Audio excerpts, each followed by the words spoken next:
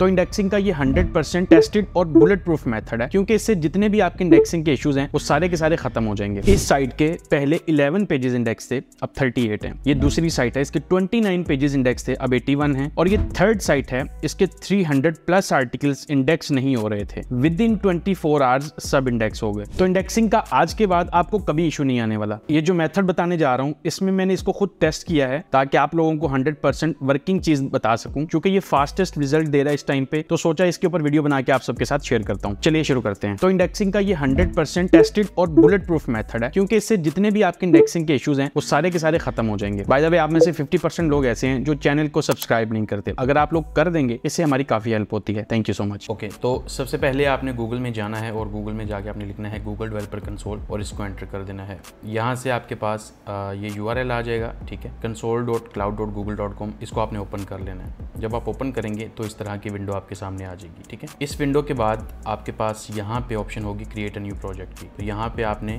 Create new project करना है और यहाँ से अपने प्रोजेक्ट का नाम दे सकते हैं, like video project, and then यहाँ से क्रिएट कर दें। क्रिएट करने के बाद यहाँ से जैसे ही क्रिएट हो जाएगा तो उसके बाद आपने उस प्रोजेक्ट को सिलेक्ट करना है ताकि आप उस प्रोजेक्ट के अंदर सारी चीज़ें परफॉर्म कर सकें। तो यहाँ से सिलेक्ट प्रोजेक्ट करना है।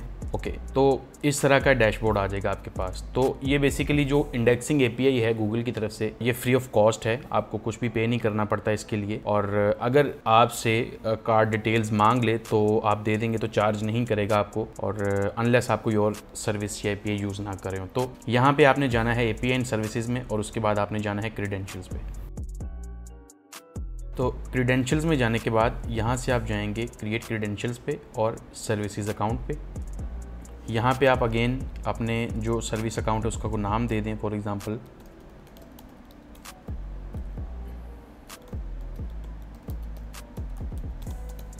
और थोड़ा सा डिस्क्रिप्शन दे दें ताकि आपको उसके बारे में पता चल सके।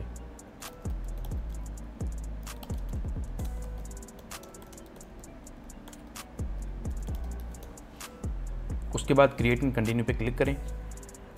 अच्छा, अब रोल सेलेक्ट करना है, उसके लिए आप करंटली यूज्ड और ओनर में आएंगे एंड देन आपने यहाँ से कंटिन्यू करना है। ओके, इन दोनों को एज इट इज़ छोड़ देना आपने और यहाँ से डन पे क्लिक कर दें, ठीक है। अच्छा, तो ये बेसिकली आपके पास एक ईमेल एड्रेस आ जाएगा जो आपने यूज़ करना है। इसको यहाँ से आपने कॉपी कर लेना है अपने पास और इसको सेव कर लें कहीं पे, ठीक है। मैंने कॉपी कर लिया इसको। उसके बाद अगला स्टेप ये है, जब आप इसको कॉपी करके सेव कर लें देन आपने यहाँ पे क्लिक करना है एक्शंस पे, और एक्शंस में आके आपने जाना है कीज़ पे। कीज़ में जाके ऐड की और यहाँ पे आपने करना है क्रिएट न्यू की। क्रिएट न्यू की में जेसन ही सिलेक्टेड होगा ऑलरेडी, अगर ना हो तो जेसन सेलेक्ट कर लें और यहाँ से क्रिएट कर लें। तो अब एक फ़ाइल डाउनलोड हो जाएगी बेसिकली, जिसके अंदर सारी डिटेल्स होंगी API से रिलेटेड, ठीक है। इसको क्लोज़ कर दें।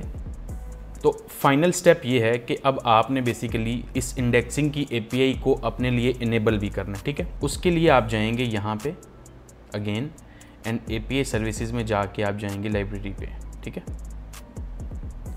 लाइब्रेरी में जाएंगे तो यहाँ पे लिखना है आपने इंडेक्सिंग API, सर्च करें इसको।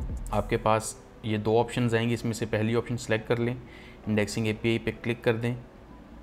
ओके, क्लिक करने के बाद आपके पास ये इनेबल का बटन आ जाएगा, ठीक है। तो यहाँ से आपने इसको इनेबल कर देना है। तो जैसे ही इनेबल हो जाएगी अब आप इस API को यूज़ करके अपने जो URLs हैं उनको इंडेक्स करा देते हैं।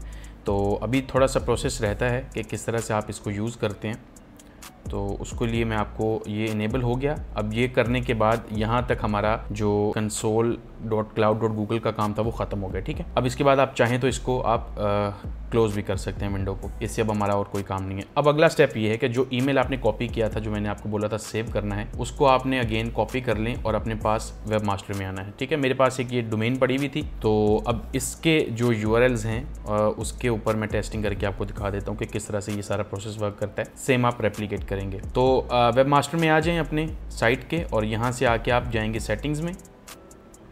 सेटिंग्स में जाएंगे आप यूज़र्स एंड परमिशंस में और यहाँ से जाके आपने ऐड यूज़र करना है। ऐड यूज़र से जाके आपने वो ईमेल जो है वो पेस्ट कर देना है और परमिशन ऑनर कर देनी है, ठीक है। उसके बाद यहाँ से ऐड कर देना है। अगर API इनेबल नहीं होगी तो ये यूज़र ऐड नहीं होगा, ठीक है, ये याद रखिएगा, जो अभी मैंने पीछे से इनेबल की है यहाँ पे आके, ठीक है। तो इनेबल करेंगे तो ये यूज़र ऐड होगा। जब ये हो जाएगा काम, अब अगला जो स्टेप है वो बताता हूँ आपको। आपने अपने पास जो फाइल अभी डाउनलोड की है यहाँ से, ठीक है, console.cloud.google से, और इसके अलावा 2 फाइल्स अपने पास रेडी करनी है, ठीक है। सो ये वो फाइल है जो अभी हमने डाउनलोड की .json की, और इसके अलावा माई डाटा, ये वो फाइल होगी जिसके अंदर आपके URLs होंगे। तो इसको मैं ओपन करके दिखा देता हूँ। इसका फॉर्मेट जो है वो प्लीज़ ख्याल रखिएगा उसका कि किस तरह का होना चाहिए। तो फर्स्ट जो कॉलम है उसमें URL उसका नाम हो, ठीक है, और उसके अंदर बाकी नीचे URLs की लिस्ट आ जाए, और सेकंड कॉलम में डेट लिखनी है आपने, ठीक है, दैट्स ऑल। और इसको जब सेव करना है आपने, तो सेव करते वक्त उसको my_data.csv का नाम रखना है, और जो आपकी .json की फाइल है इसको भी आपने रीनेम करना है। अब इसका क्या नाम होगा वो मैं बता देता हूँ आपको। तो ये जो फाइल है Google indexing.py की, ये असल जो फाइल है, ये आपको लिंक डिस्क्रिप्शन में होगा, वहाँ से ले लीजिएगा, इसी का सारा काम है। इस फाइल को अगर मैं ओपन करूँ, आप Notepad++ पे ओपन कर सकते हैं। तो इसके अंदर आपको जो चीज़ बतानी है मैंने, वो ये है कि इस फाइल के अंदर बेसिकली आपने ये जो आपकी जेसन की जो फाइल होगी, ये उसका नाम है, ठीक है। तो इसको कॉपी कर लें आप, Ctrl+C कर दिया मैंने यहाँ से, और उसके बाद ये आपकी URLs की जो फाइल है my_data, तो ये नाम सेम होंगे तो ये सारा प्रोसेस होगा, ठीक है। तो ये आपने प्लीज़ अपने ज़हन में रखना है, जो URLs की फाइल होगी उसका नाम my_data है .csv, एंड देन जो आपकी JSON की फाइल है उसका नाम ये होगा। आप चाहें तो कोशिश करें एडिट ना कीजिएगा, बस यहाँ से बस कॉपी कर लें, उसके बाद फाइल को क्लोज़ कर दें, और अपना जो आपकी फ़ाइल हो JSON की उसको आके रीनेम कर दें, और उसका जो नाम है वो एज इट इज़ आप रख दें यहाँ पे, ठीक है।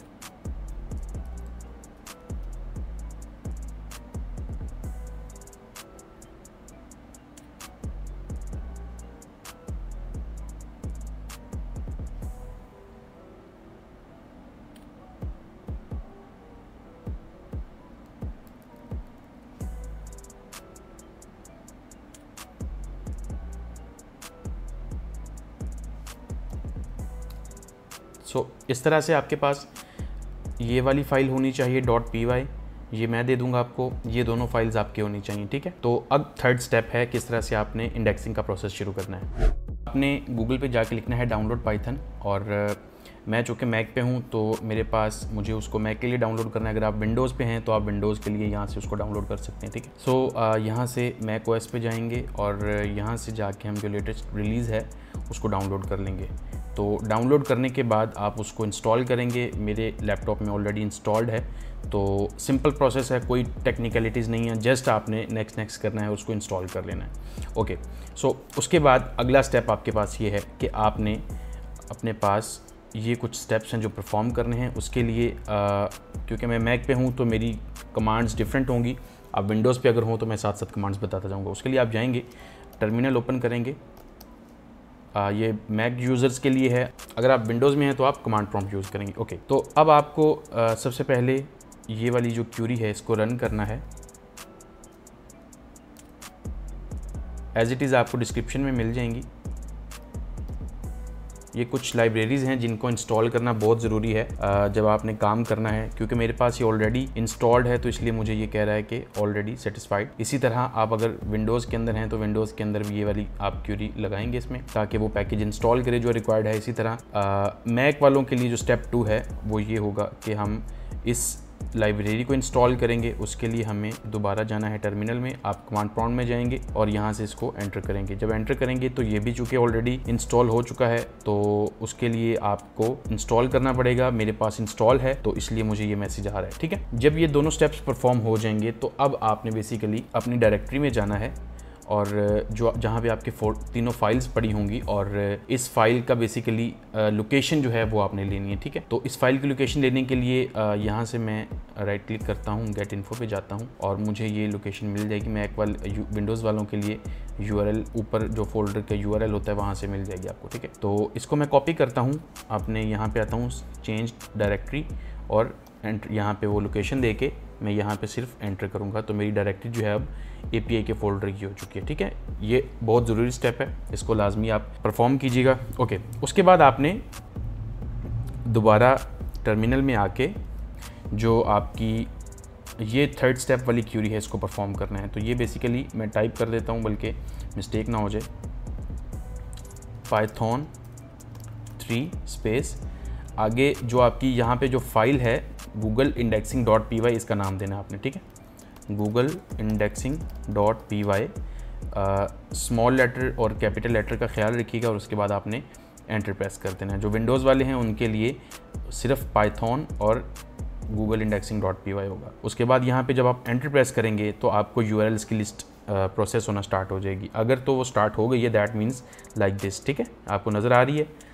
तो ये बेसिकली अब जो इंडेक्सिंग की रिक्वेस्ट है वो पूरी हो चुकी है गूगल की हमारी तरफ से। और यहाँ पे मैं आपको बता दूं कि आपको एक क्यूरी अभी जो मैंने परफॉर्म की है, ये वाली एक क्यूरी थी और इस क्यूरी में मैं 1000 URLs सबमिट कर सकता हूँ। तो इस तरह की 200 क्यूरीज में free of cost per day apply कर सकता हूँ इंडेक्सिंग के लिए, इन केस अगर आपके पास कोई बड़ी साइट है। तो ये सारा प्रोसेस है इंडेक्सिंग का। अब जब आप ये चीज इंप्लीमेंट कर लेंगे तो होपफुली आपका इंडेक्सिंग का जो मसला है वो हल हो जाएगा। अब अगला मसला आपका होगा रैंक करना। अब उसके लिए आपको बैकलिंक्स की जरूरत पड़ेगी, तो उसके लिए ये वीडियो वॉच करें कि किस तरह से मैंने DR90+ साइट्स के जो बैकलिंक्स हैं उनको गेट किए। And subscribe for more value.